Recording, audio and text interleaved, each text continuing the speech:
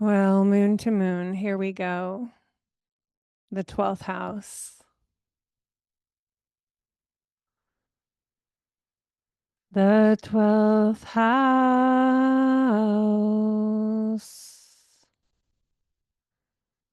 Mm.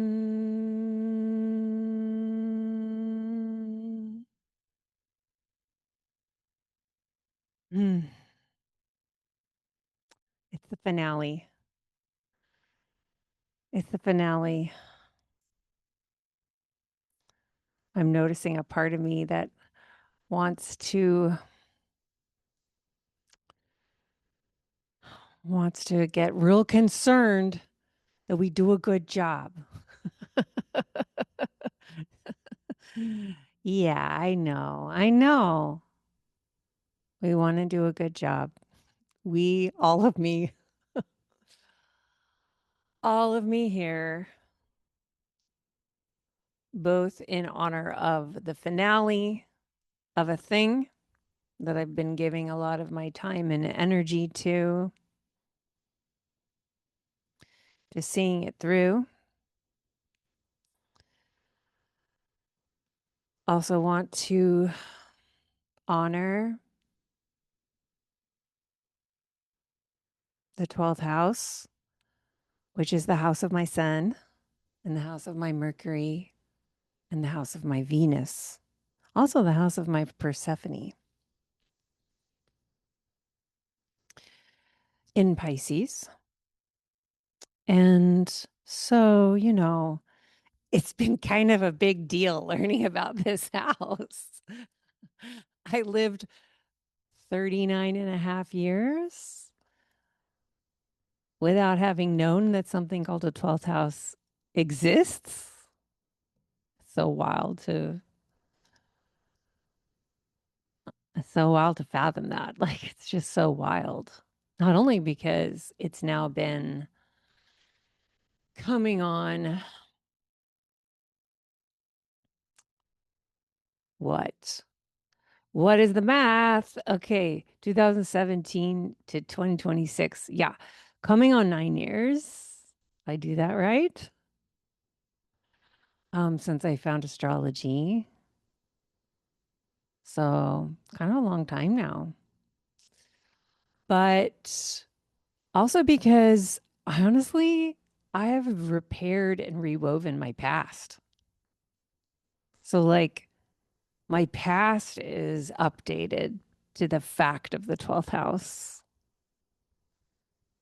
That may sound magical, and it is.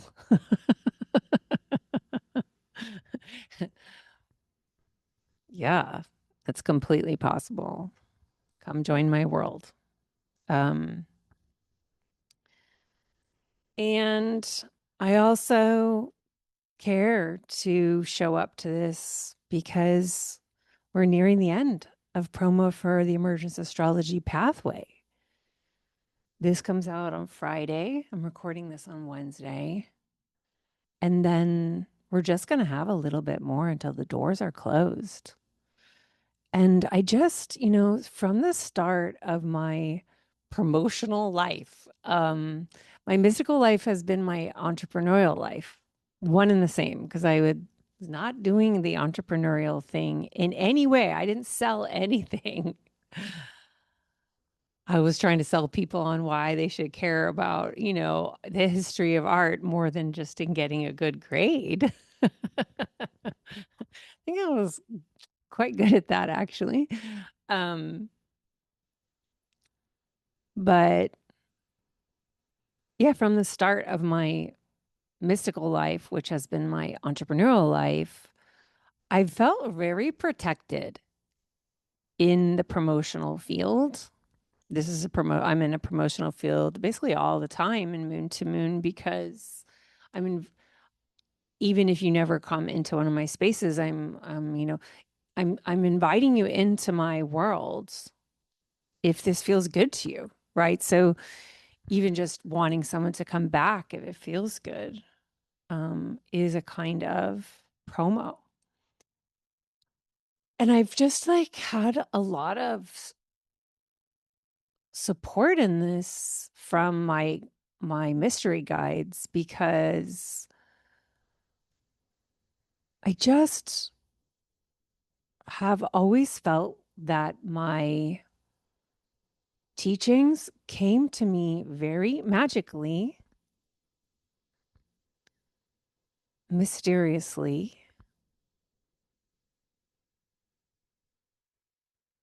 like through my little Mercury cup at the top of my head, the little half moon, like antennae on the top of their head, like the Mercury glyph. Like it has felt like I have been just like a receiver. And my I've just always felt like my assignment was to, as sincerely, as loudly, as skillfully as possible, get these teachings to those they're meant for. Get these teachings to those they're meant for. And so I have just like been very like protected from fear in many ways. It's not that I don't have fear, because I do, but for someone without a lot of experience at that, it's just been like very clear to me that I'm supposed to get these teachings to those they're meant for. It's real simple. And it helps me stay out of my own way when it comes to the promotional period, which is basically all the time. I would say if you are a person who is building trust with ecosystem to come into your world to work with you in some way, you're always promoting, because you're showing your frequency to community at all times, and that community can register a sense of like wanting to go deeper with that person, wanting to be able to trust that person, wanting to be transformed with that person. So I always feel like um what's cool is that it's not a performance, because the most important thing is to register yourself through your voice. And that's why voice is like the center of my work, is if you can trust your own voice to carry you to those that are meant for the words and the frequency that you're bringing through, then the task is to get increasingly connected to yourself, to your truth, to your heart, to your multidimensionality, to your hybridity, and let that register through the voice that moves through your body beyond you. I mean, voice is just like the coolest thing ever. So, yeah, all those things. If you're listening and you've been thinking about it, I hope you'll come and join us. You will not regret it if you have a call. It's meant for those that feel pulled, that's the qualification. Do you feel pulled? That's literally all it is. And that's how all my containers work. But it's also true, and y'all know this, many of y'all know this, that a lot of times people feel called, but they presume it's not for them, or they presume it's the wrong time, or they have we have these protectors. We have these protectors. They're trying to protect us from change. So sometimes it can take someone a while to really hear the call, to really hear the register of like, oh, she's talking to me. Yes, I am talking to you, the one who's hearing this. It is not a game. You're literally who this is for. It's for those drawn to my voice because it's going to lead to activating all this important emergence for you and for you to be in relationship with your own voice. That's what we're doing. That's what we're doing. So, this has been a beautiful run through the houses. The houses really connect us to the living of astrology. You know, my book's called Living Astrology. This is what we live in, these houses, the 12 houses. It's everything of terrestrial life. Everything of terrestrial life is here in these houses. And that's what I'm really interested in. It's what I've always been interested in. Is like, what is the fucking point of astrology if it's not going to help us live here? I'm not interested in it, and if it's not helping. So to me, it's really helpful to come up with various types of frames for invoking the language to support us in being here and being on planet Earth together in these bodies with all that comes up. So, yeah, I had this interesting download today. I just made a reel and posted it. It was like, um,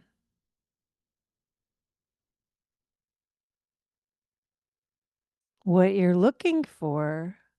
Oh, the question was, what are you looking for in astrology? Because astrology is going to give you what you're looking for. It's like, did you hear that out of my mouth? Astrology is going to give you what you're looking for. So, what are you looking for?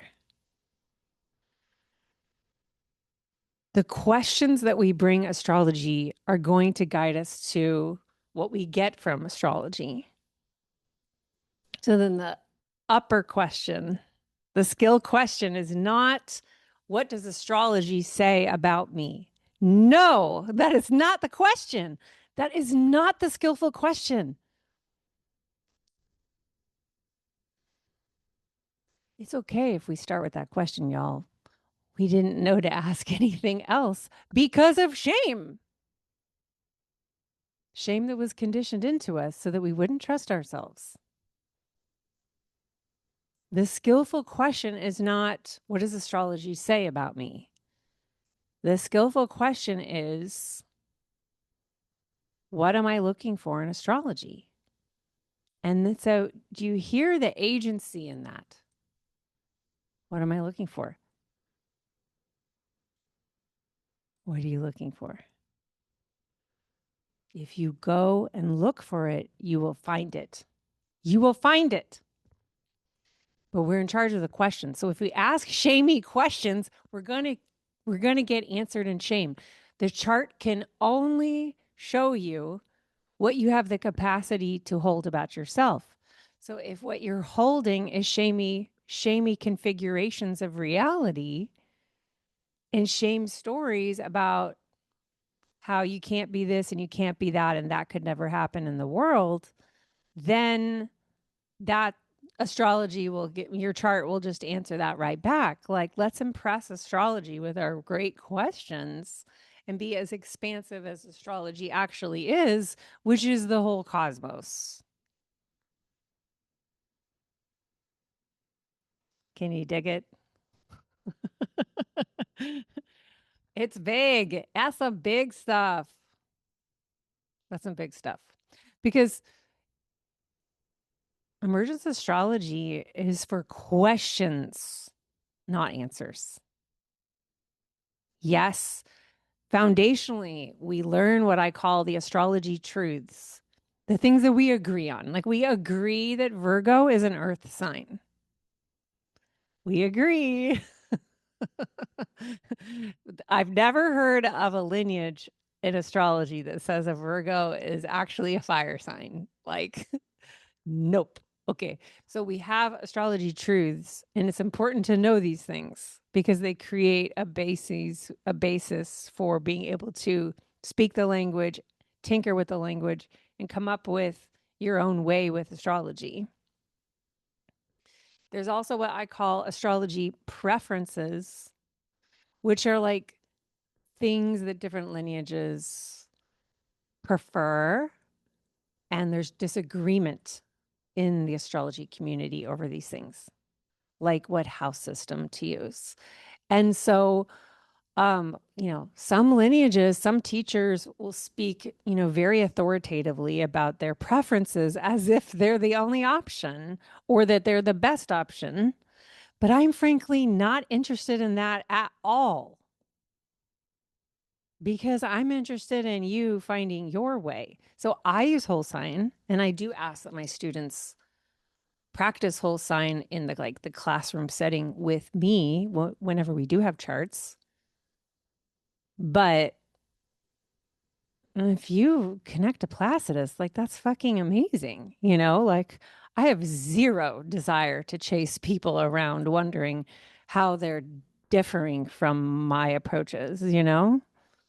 Emergence astrology is about you integrating astrology into your life in a way that you become anchored and anchored and anchored down, down, down into the way that is you, that is of you, so that it flows through you and around you in no other way than the way that it could, which is the way of you. So, inherent there in this, that was that goal that was presented as a goal, but that's my working question. Like, can I teach this that way? Right? I'm living into that question because it's very expansive. This idea that I, Britten LaRue, a singular person, could teach this vast, huge thing in such a way that everyone walks away with their own approach.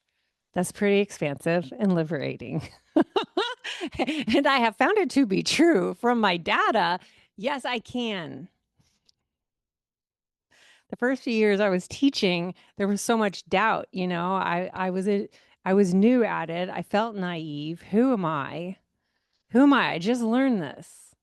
I don't have that doubt anymore because I have so much evidence. I see my students in the world. I see my students in these classrooms.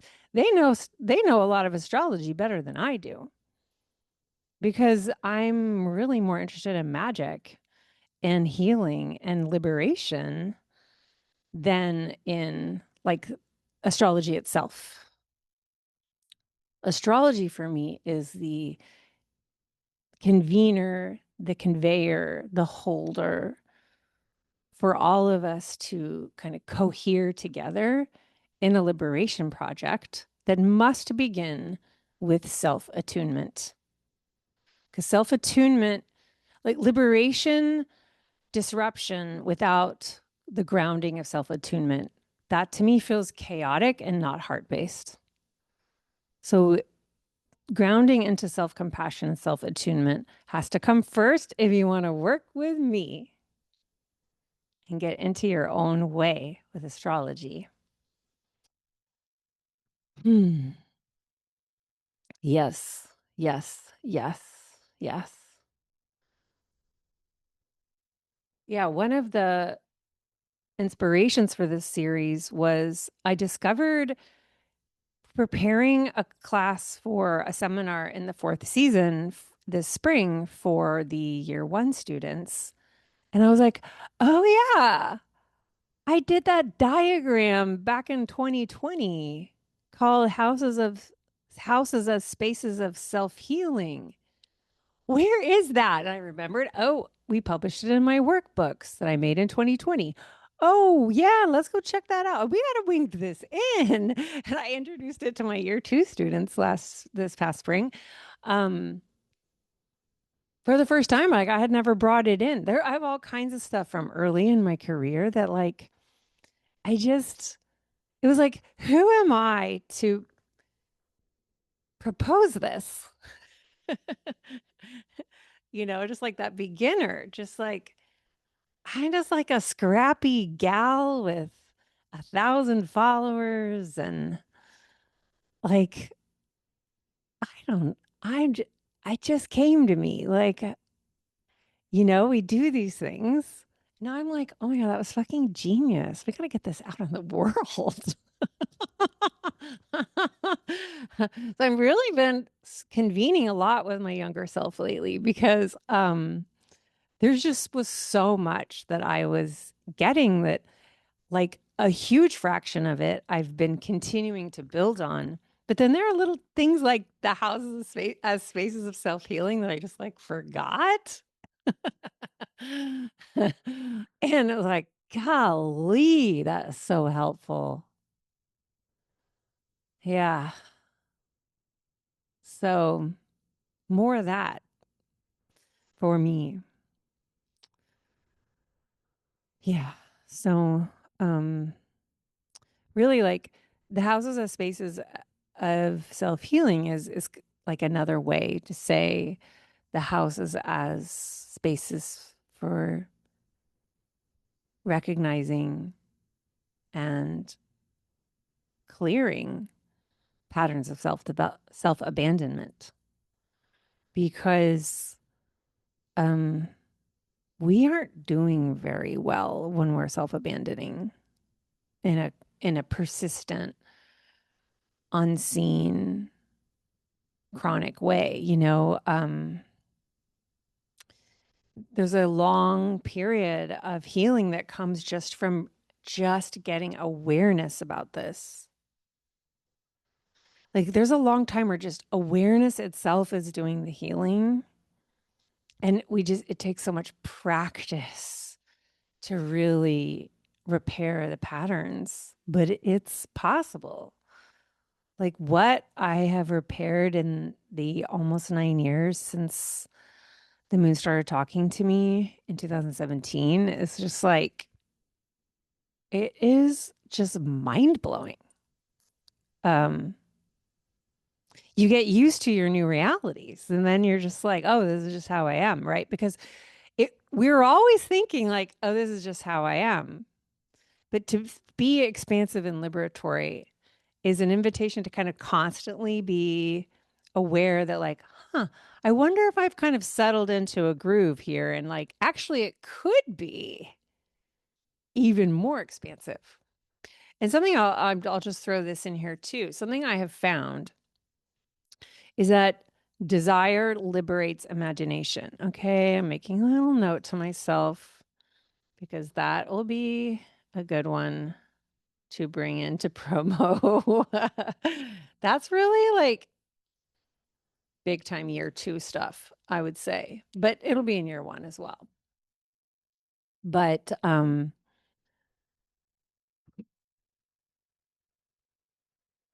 as I started to receive from my work, like money started arriving from things that I was offering. Um, and then more, and then more. What started to happen is like um, I was able to access more desire because you won't allow yourself to access desire if you don't actually believe you'll be able to like do anything with it. If you don't believe that the world, the universe will support you in living those desires, right? So the entrepreneurial pathway was starting to repair my relationship to desire itself.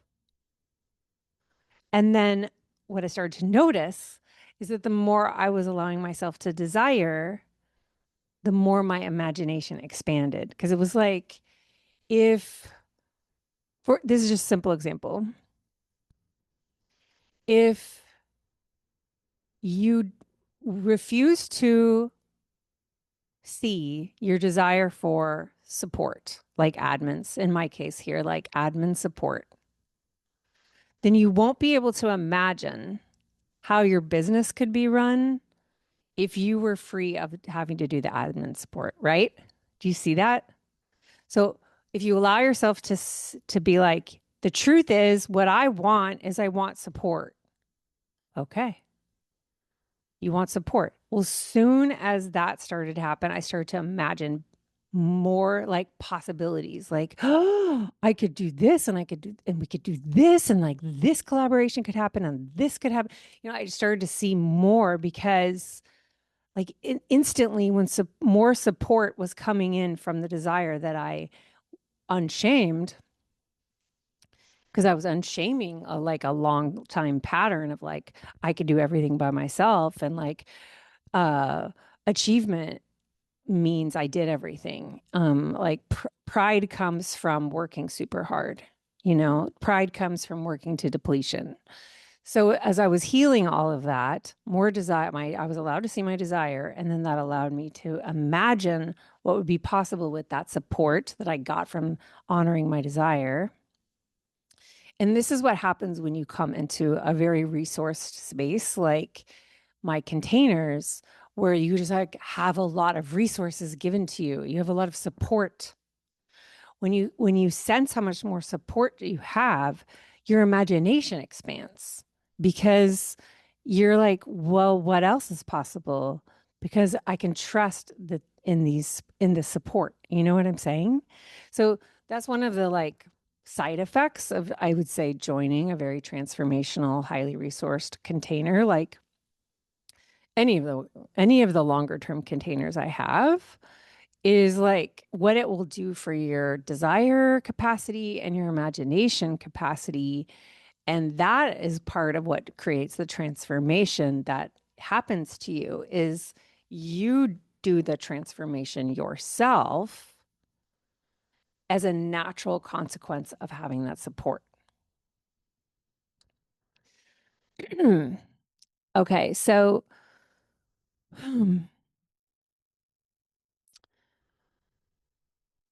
you may be aware that one of the keywords for the 12th house is the house of self undoing. So I would say that this is a pretty big one for self abandonment. Um, and I'll get into these things.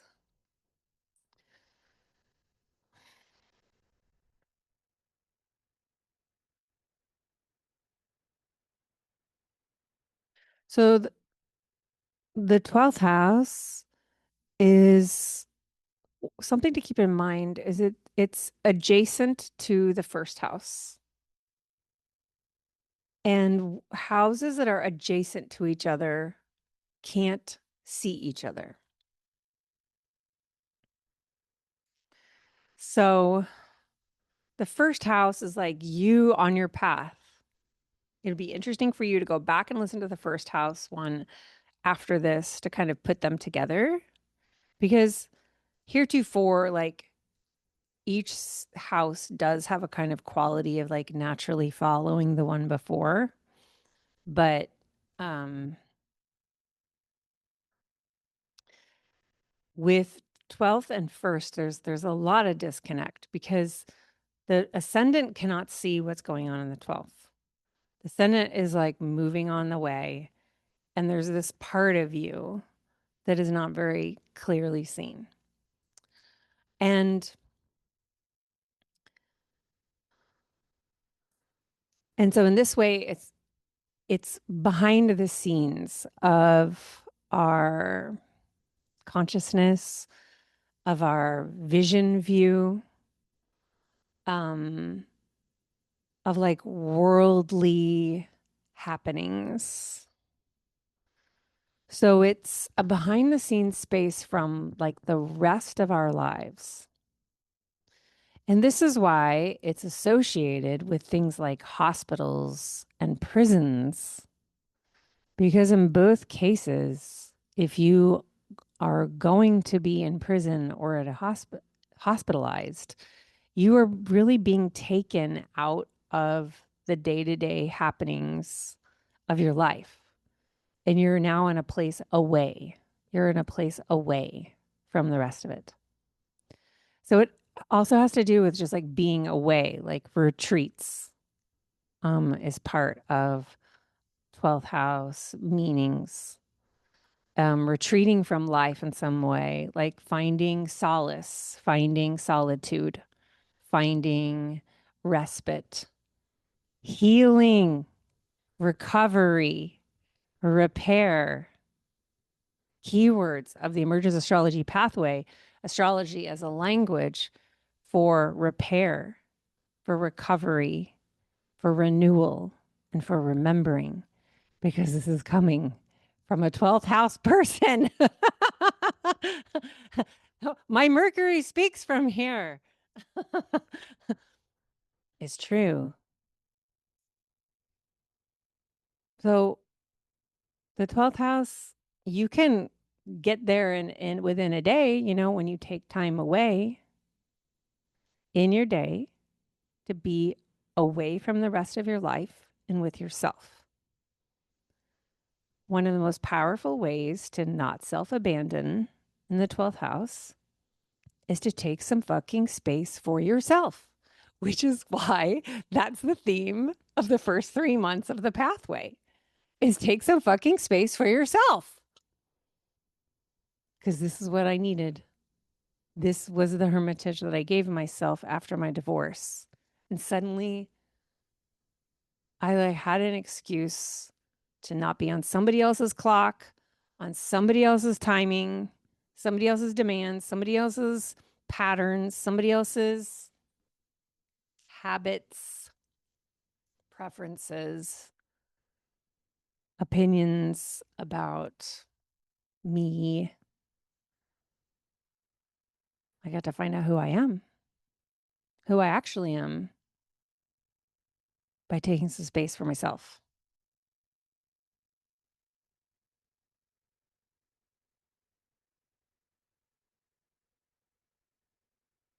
So if you have any significant placements in the 12th house, this is a very important thing that I'm saying to you. Take some fucking space for yourself. If you have sun there, like, this is how you restore your solar vitamin. That's how you regenerate your spirit.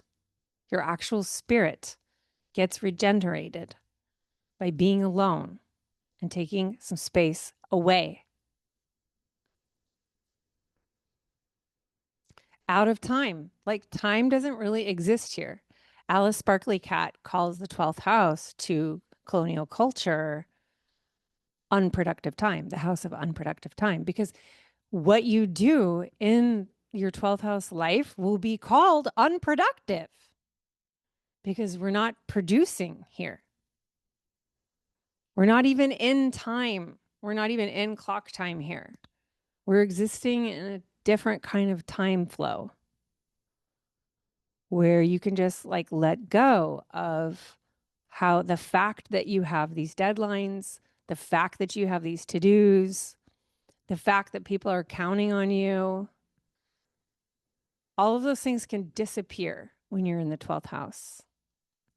And so we often think about it as also related to sleep and dream consciousness, lucid dreaming, like what we get from what kind of information and what life we have in our dream worlds.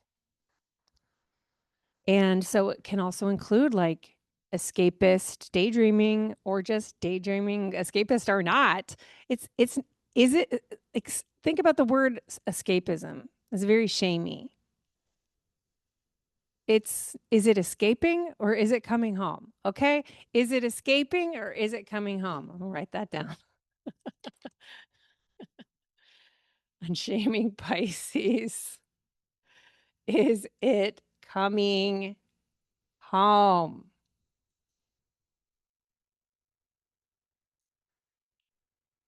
Um, so it also includes like altered states, right? Because like daydreaming is a kind of altered state. When you're in a trance, you are influenced by alcohol, drugs, mushrooms, any kind of thing that enters your system and you're in an your state is altered. That's 12th house too. And so the self-undoingness feels very related to how you could like quote unquote lose track of time or just like forget your responsibilities, forget what some other part of you thought was really important. And so addiction, it makes sense that addiction lives here because the 12th house part of us is a part of us that's looking for the respite. We're looking to like become one with some other time. So this oneness piece is also like the spiritual quality of the 12th house of just the sense of like, I know that I belong to something else, but when I'm in the hard, sober day to day of this work world, it's so hard to remember where I came from. Some traditions connect the 12th house to actual childbirth, of like really what it was like in the hours right before you were born and like the experience of being booted.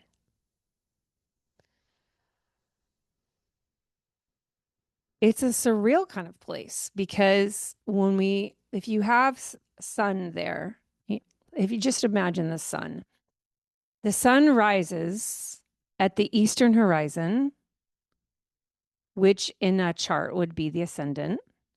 And it then starts to move up into the sky towards the 10th house. And now it's in the 12th house. And it's that time of the morning when the light is very strange. And we're really like coming into the weirdness of moving from dark to day, night to day. So there's this kind of like transitional, liminal strangeness about the 12th house, even from that perspective of like, if you were born a 12th house person, it was that sun was just above the horizon, maybe not even above the trees yet. And the shadows are long, and everybody's kind of just figuring out how to be here again.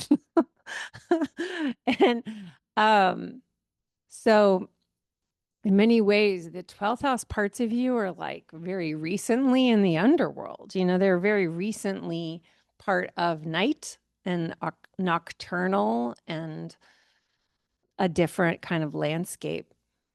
And now we're like, oh, this place, what do we do here? Like, what are the demands y'all are making on me? I'm sorry. I'm not sure if I'm ready to be here yet. That's how a lot of our placements can feel. It's just like, I'm not sure I'm really up for being here. Huh? What is this reality? This is a strange place, this earth. Making us do all this stuff and pay taxes and in health insurance. What? What a weird place. Can I go back? I'm not sure I'm meant to be here. So our 12th house placements have this kind of like otherworldly wisdom, which I know I'm kind of tooting up myself there, but it's like loving to my younger self that was like, I felt very awkward and strange here and didn't understand how everybody was managing to go out and like do stuff. So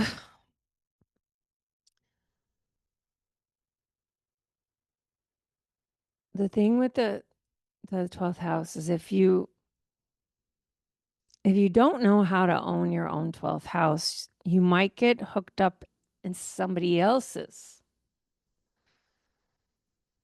ways they self-abandon in the 12th house. And there can be a oneness to that bonding, but negating your self-listening and self-attunement to get so bonded up and enmeshed with their way of coping with being here that seems to offer you outlets of reprieve that feel good.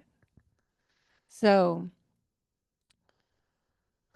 for me, when Neptune came to my sun, everything started to change because it brought me to my ritual practices of intuition and energy healing and seeing a lot of information, beginning to hear a lot of information, being in deep connection to my spirit guides, just beginning to see all kinds of stuff, past lives, astral body,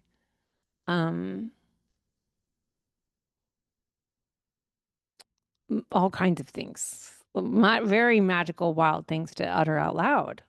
I've been taught how to do.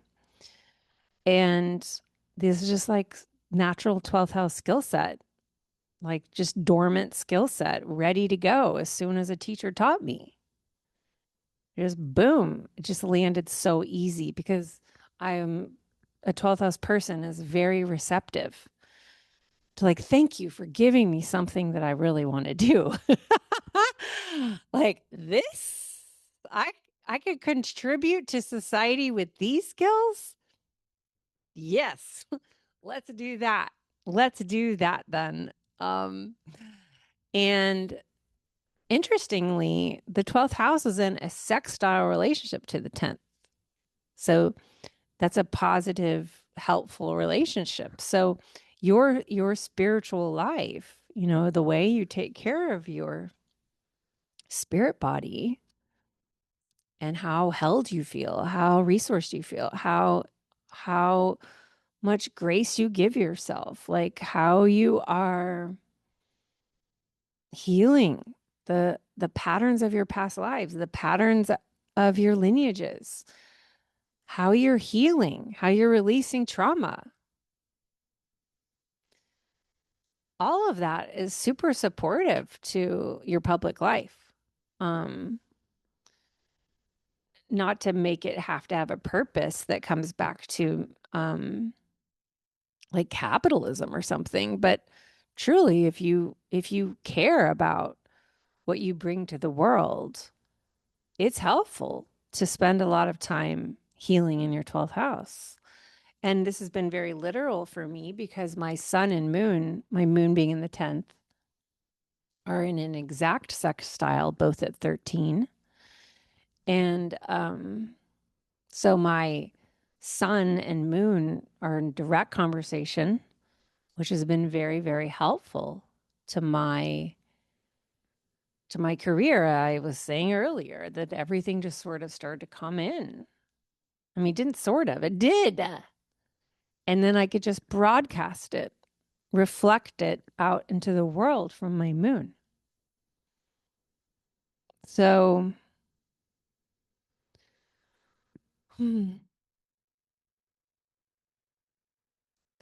feels so good. It feels so good to find a channel for what was once a problem. And that came through taking some space for myself to learn these things. Yeah. Um,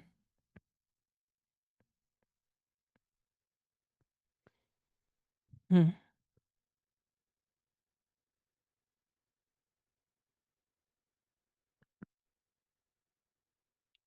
Yeah. I mean, from the start, whenever I've read for someone who is a 12th house, big 12th house, I just want to reach out to their hand, just hold their hand as I talk about this with them because it's really big news to a person who is a 12th house person who didn't know a thing called the 12th house existed.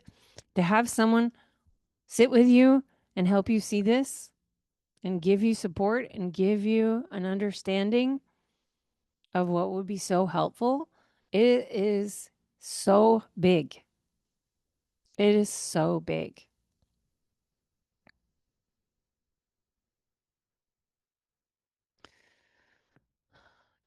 And just like everybody, when you get grooved into the patterns that you've always had, into the shame stories that have developed over the years, 12th house people often have tons of shame because of the ways that their 12th house nature drew them away from behaviors that are applauded by overculture. Um, it it's an unfurling to trust that these patterns can change, but we ask liberatory questions, right?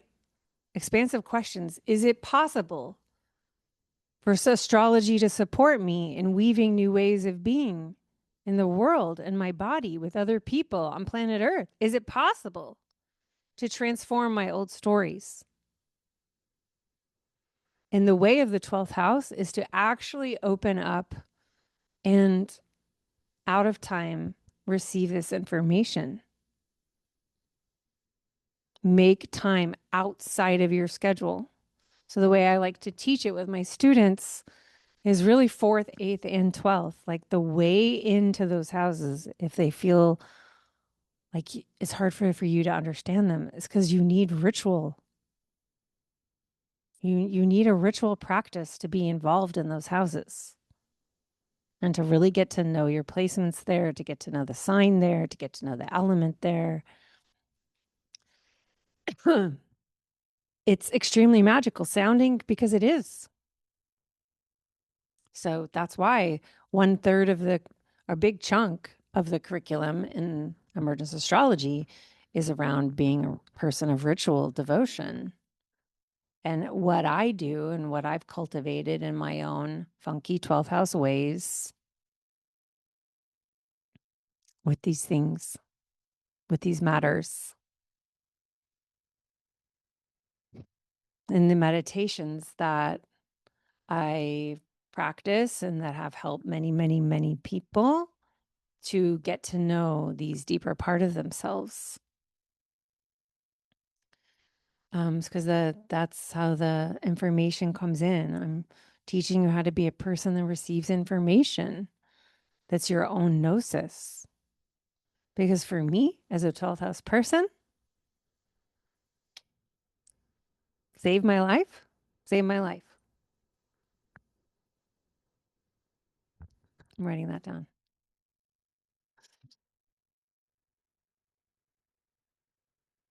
Yeah, I said once in my first ever astrology class in 2020 on a teaching on Saturn. I said, Saturn will save your life. Saturn will save your life. Saturn working with the moon, helping you to be a person of devotional ritual. That's the truth. Thank you so much for being part of this series with me, for tuning in, exploring the houses as spaces of self-healing, repairing, self-abandonment. All possibilities exist. All possibilities exist. All possibilities exist for new ways of being in this world. Come explore with me. I hope to see you inside the Emergence Astrology Pathway. Join now, jump on in, get started, gather your materials, get cozy, because we're going.